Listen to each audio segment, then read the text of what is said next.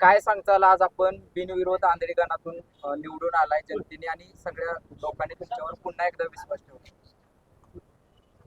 सर्वप्रथम ज्या माझ्या नेत्यांनी मला उमेदवारी दिली, भारतीय जनता पार्टीच्या वतीनं पंचायत समितीला उमेदवारी करण्याची संधी दिली, त्या आदरणीय जयकुमार गोरे भाऊ यांचं मी सर्वप्रथम आभार व्यक्त करतो. आणि या ठिकाणी सर्वच मतदारसंघातील इच्छुक उमेदवार, सर्व नेते मंडळी आणि सर्वच नागरिकांनी माझ्यावरती विश्वास दाखवला. त्याच पद्धतीनं सातारा जिल्हा मध्यवर्ती बँकेचे संचालक आदरणीय शेखरभाऊ गोरे आणि त्यांचे सर्व सहकारी आणि भारतीय जनता पार्टीच्या सर्वच पदाधिकारी आणि सर्व कार्यकर्ते यांनी माझ्यावरती विश्वास दाखवला आणि मला उमेदवारी करण्याची संधी दिली. त्याबद्दल मी सर्वप्रथम या सर्वांचंच आभार व्यक्त करतो.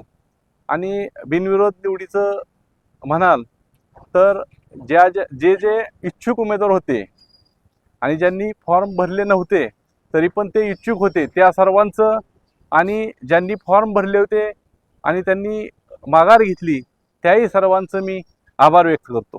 बिनविरोध निवडून आल्यामुळं इतर ठिकाणी काय फायदा होईल राहिलेल्या जागांचा? मुळातच बिनविरोध निवड झाली म्हणून नव्हे, तर या मतदारसंघात, या तालुक्यात आदरणीय जयकुमार गोरे भाऊ आणि भारतीय जनता पार्टीची अतिशय चांगल्या पद्धतीनं ताकद आहे. आणि मी निवडून आलो म्हणून नव्हे, परंतु सर्वच ठिकाणी या मतदारसंघात ज्या ठिकाणी जेवढ्या जिल्हा परिषद आणि पंचायत समितीचे उमेदवार आहेत ते सर्वच चांगल्या मताधिक्याने विजयी होतील, याबद्दल आमच्या मनात कुठलीही शंका नाही. भारतीय जनता पार्टीचा विजय, भारतीय जनता पार्टीचा विजय, जयकुमार गोरे भाऊंचा विजय, जयकुमार गोरे भाऊंचा विजय, माननीय अर्जुनदादा काळेंचा विजय, माननीय अर्जुनदादा काळेंचा विजय, शेखर भाऊंचा विजय.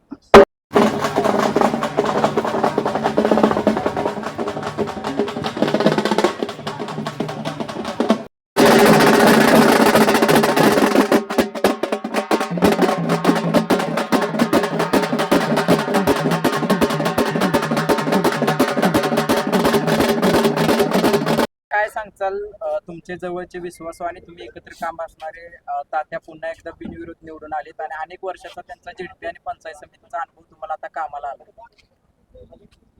या तालुक्याचे नेते आणि महाराष्ट्र राज्याचे ग्रामविकास मंत्री आदरणीय भाऊ यांच्या खांद्याला खांदा लावून आदरणीय तात्यांनी या तालुक्यात एकदम जोरदार असं कामगिरी केली आणि सर्वसामान्य लोकांच्या मनामध्ये तात्यांचं एक चांगल्या प्रकारचं स्थान होतं आणि त्या लोकांनी त्या आशीर्वादामुळे तात्या आज बिनविरोध झाले.